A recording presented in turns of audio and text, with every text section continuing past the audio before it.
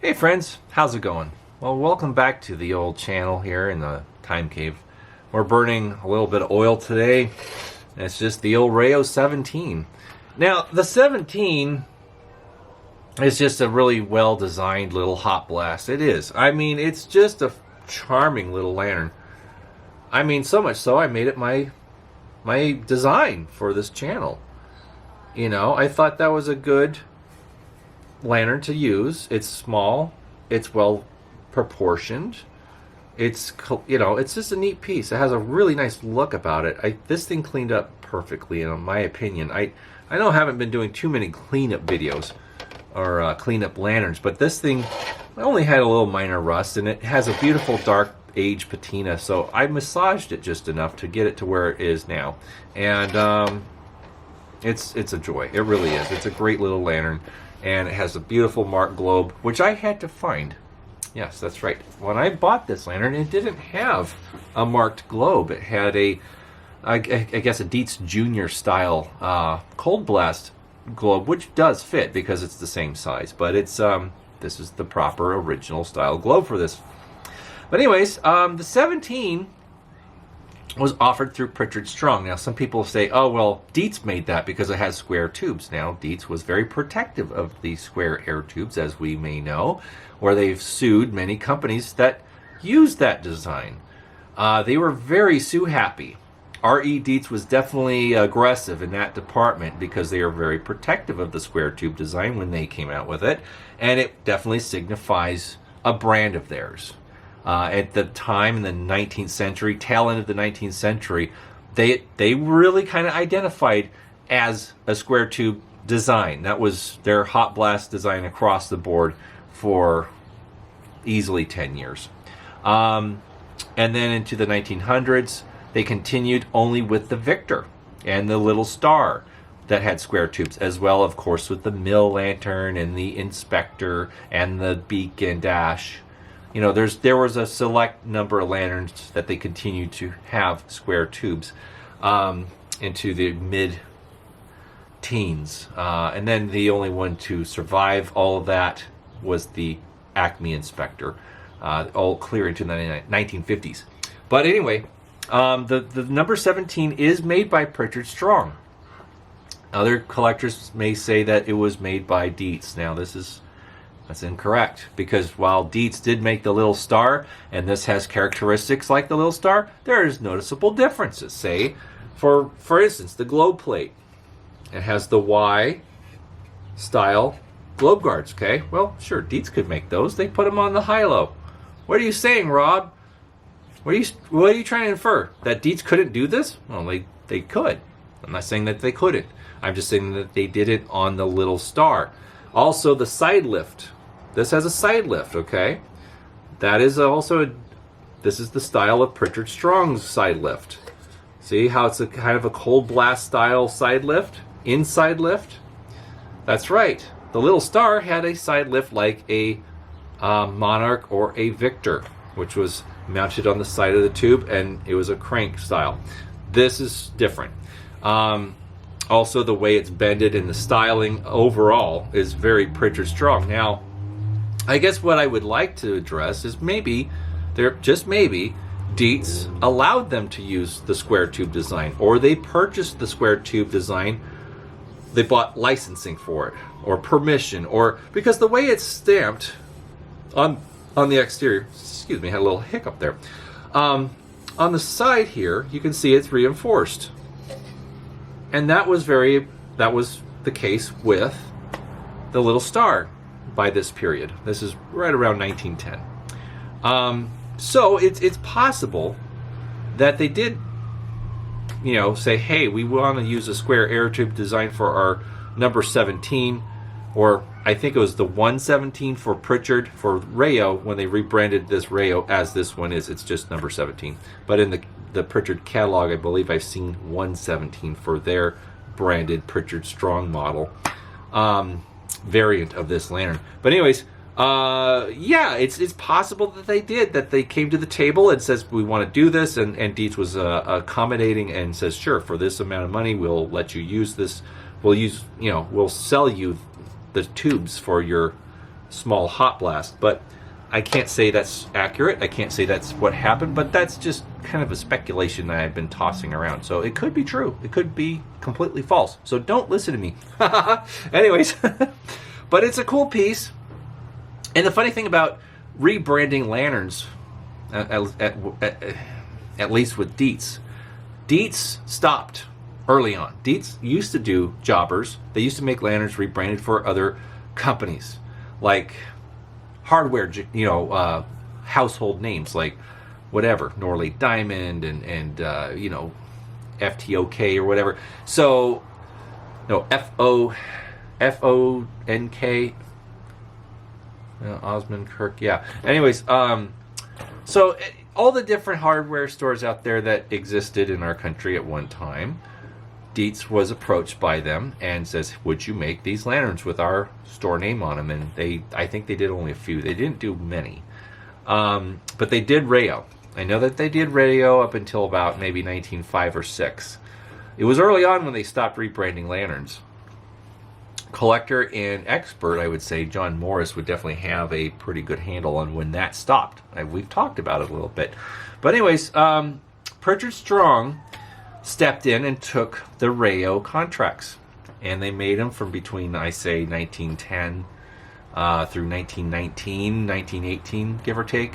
Pritchard Strong was, they went out of business in 1919 from what I understand. That's kind of the general year that is understood to be the end of the Pritchard Strong and Prisco name, which is sad because I really liked their lanterns. I thought they were pretty good. I thought they were quality. They have a nice design, but that's okay. We still have some. We still have some. You can still find them, and they're not bad. They're actually kind of affordable. Now, the 17, of course, is desirable, so they can go for a little bit of money. I think I paid over $100 for this one on eBay. Yeah. And they can go for more depending on condition.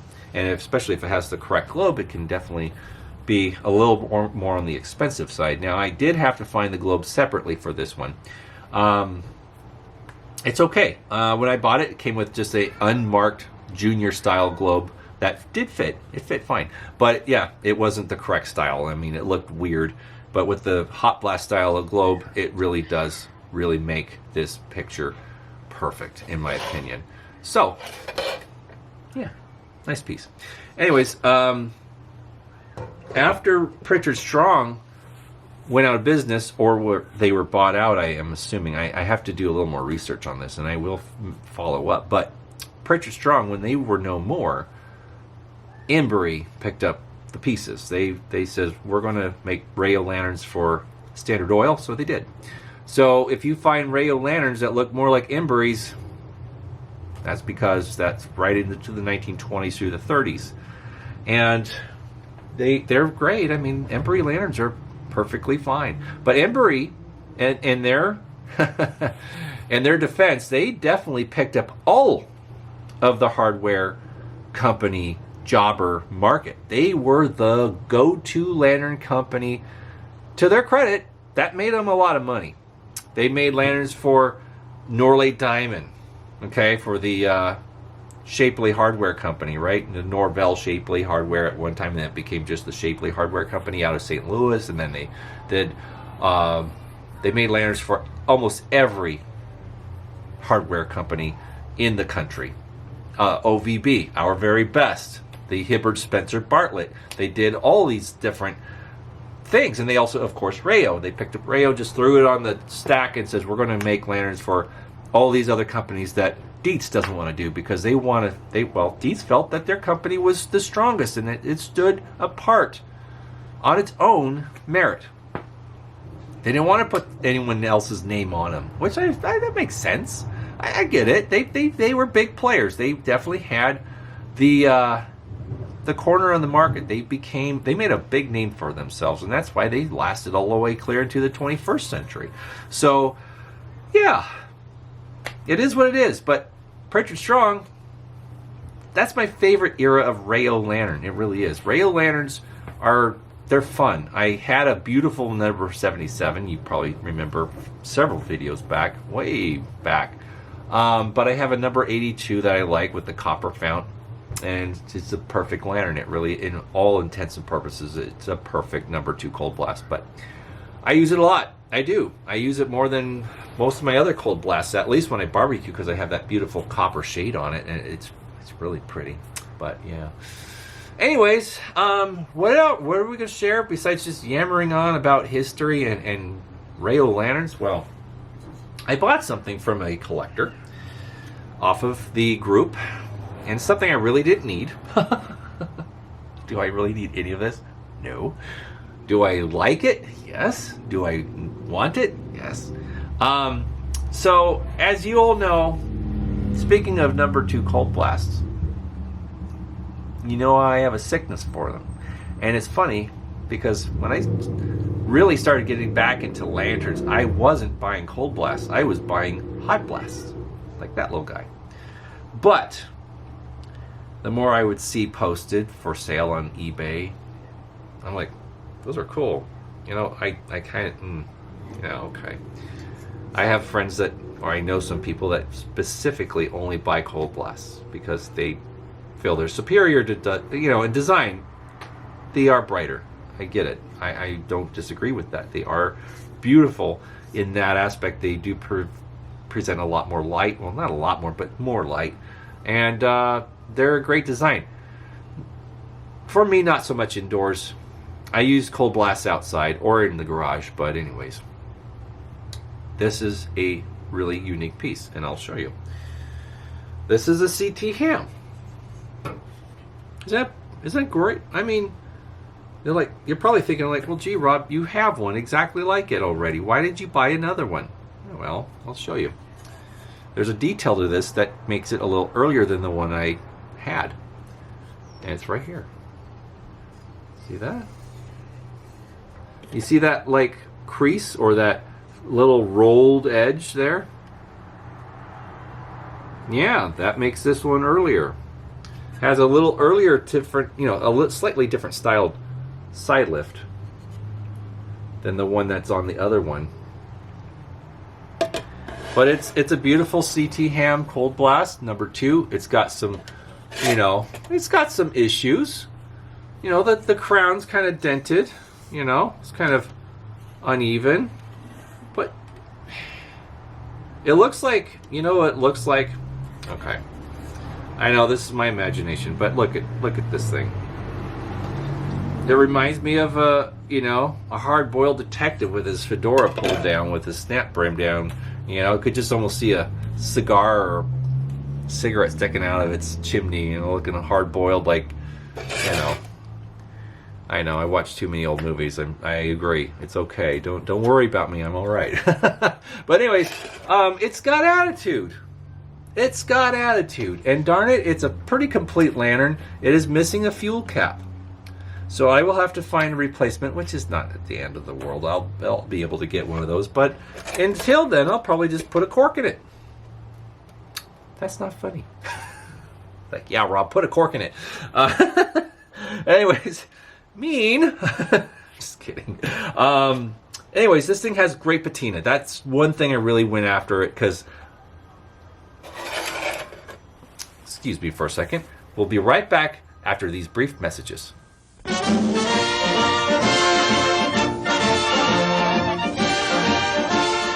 Big, broad-shouldered, commanding, in the true military manner. That's the Oldsmobile B44 Series 90, known as the Custom Cruiser. It's been called the finest aid in the field of medium price, and it has the look that spells long-lasting quality. Here's true stamina styling, styling that will last along with the car, styling that takes its beauty from true sturdiness of design. And for those who like the super streamlined touch, here's the handsome, graceful Custom Cruiser Club Sedan. Performance? Try where you will to match it. For the B44 Custom Cruiser has an engine of greater firepower. It's designed throughout to help keep a busy America on the move. Well, I hope you enjoyed that. When the phone rings, sometimes you just got to answer it. Well, it turned out to be a scam call. So I'm sorry to interrupt this content for that. But anyways, hope you enjoyed the commercial. This thing, it really is cool. And it's got such great age to it. I'm not going to clean this. There's no reason for me to clean this. I mean, it's just perfect. Isn't it beautiful? I mean, I really had to have this thing. And I'm just like, okay. And I think I paid a fair price for it. And the particular collector bought it for a fair price, and he passed the savings down to me. I think the shipping was the hardest pill to swallow, but we worked it all out. And yeah, it's going to be all right. But anyways, the fuel cap, I'm going to have to find one of those. But anyways, the problem with this thing, somehow soldering came undone on the air chamber. You can see there's a crack. See, it kind of wobbles. So it's open. And also there's some seams along the soldered seam here is also compromised. So this lantern will be out of my wheelhouse in repair jobs. But tomorrow, this little guy is going to a friend, and repair guy, good friend of mine. Al, he's a good, I'd say he's a good guy. He's definitely not a good friend, but he's definitely a friend. He's done some work for me before, and I'm not going to mention his name because I don't want him to be bombarded with projects. But anyways, he's local. He's not too far away, and he's going to pick up the lantern and do his gentle massaging to it. And it's going to look great. And I know he's so capable with soldering that he can actually darken the solder to make it look aged, so it won't be noticeable. And that's key. I want the patina to not be disturbed. I want it to look just the way it is. And I want it to be, you know, I could seal the tank with Seal All or whatever, but you know what, when it comes to this old solder, he's going to do a good job. I trust his judgment. I know he's very capable, and he's not disappointed in me yet. So when it comes to solder, I know everyone's like, oh, just learn to solder, Rob. Jeez, it's not hard. Ah, well, okay. You're entitled to that opinion, but I know my limitations. And when I have something this cool, this unique, with this kind of look, I know that if I mess up, I'm going to be very angry at myself. Yeah, and I don't want to do that. I don't want to do that, and I know that my friend will be able to get this thing looking the way I anticipate, and I have no worries about that. I know he's going to do a great job, and he's seen it. He's like, oh yeah, I can fix that. It's no problem. So with that being said, we're going to hand it off to him tomorrow, and take it from there. Yeah. So that being said, I'm excited. I really am. I'm excited to get this going and get it working. And but in the meantime, I'll buy some cork and have that ready for this lantern when it comes back in a couple of weeks or whenever he's finished with it. When he's back in town, because he lives up in Santa Clarita area or whatever, kind of like up off, far away, a little out of reach. Since I have now the only means of transportation is my 1940 Dodge, which is fine. It's been getting the job done, but I've been saving it specifically for work and local errands around here. But I'm not going to drive it all the way to, not Locking Mountain, it was the Santa Clarita area. But anyways, yeah. So this is going to be getting fixed, and I haven't made a video of it yet, but I wanted to show you guys this piece. Let me adjust the brightness a little bit so you can see maybe some more details. See, I know it's so dark out here, a lot of shadows, but it really is a great, nice patina. Yeah, see? It's perfect. Now the globe, I've had the globe. I've had this for a while, so I just decided to put it in this one. But the globe does post-date this lantern. The globe that should have would just say Ham's Cold Blast.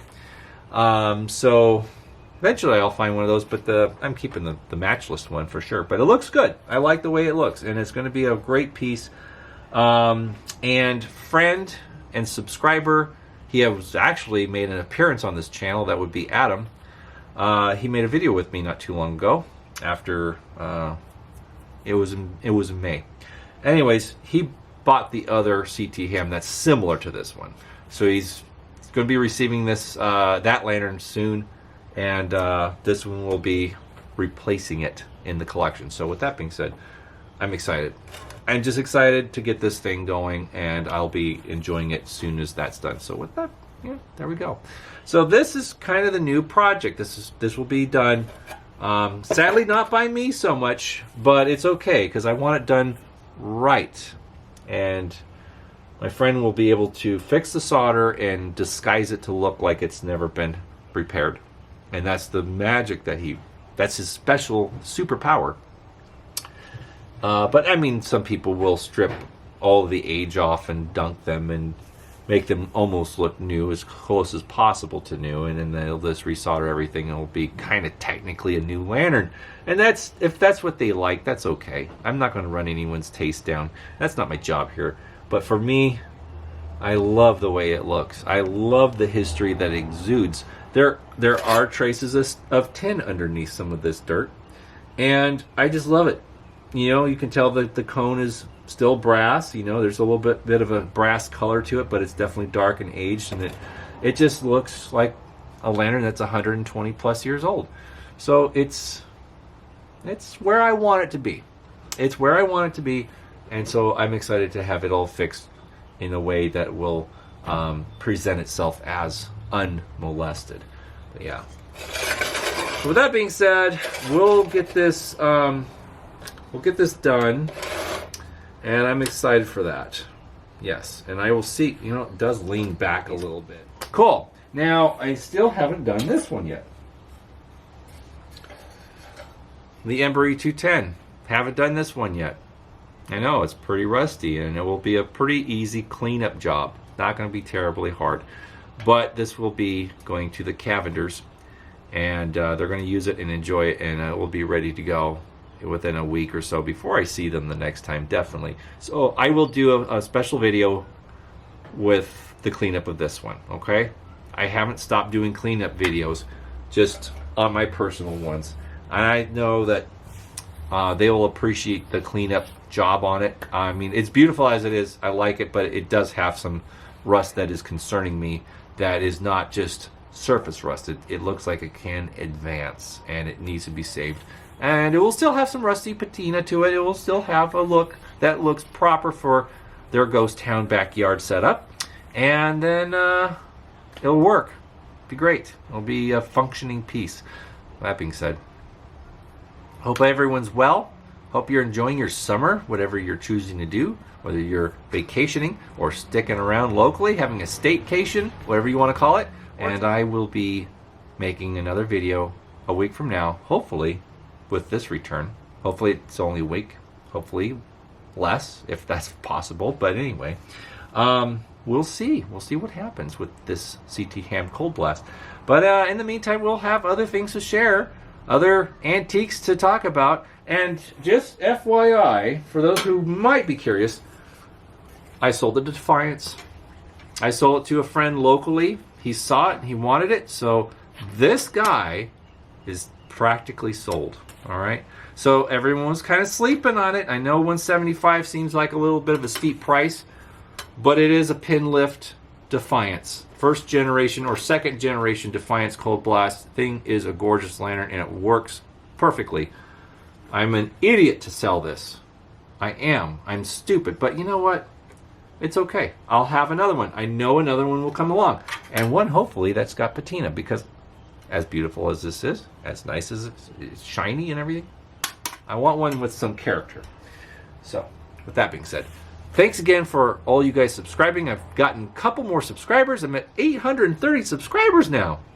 That's great. Fantastic. So exciting. So thank you for those subscriptions. Please keep subscribing and following the channel. I don't want to be one of those annoying YouTubers just like, subscribe, blah, blah, blah, blah, blah. You know, you get the picture. We're just an intimate little setting here with old lanterns and antiques and talking about things. No pipe today, but taking a break. All right, guys, take it easy, and we'll see you in a week's time. All right, bye-bye.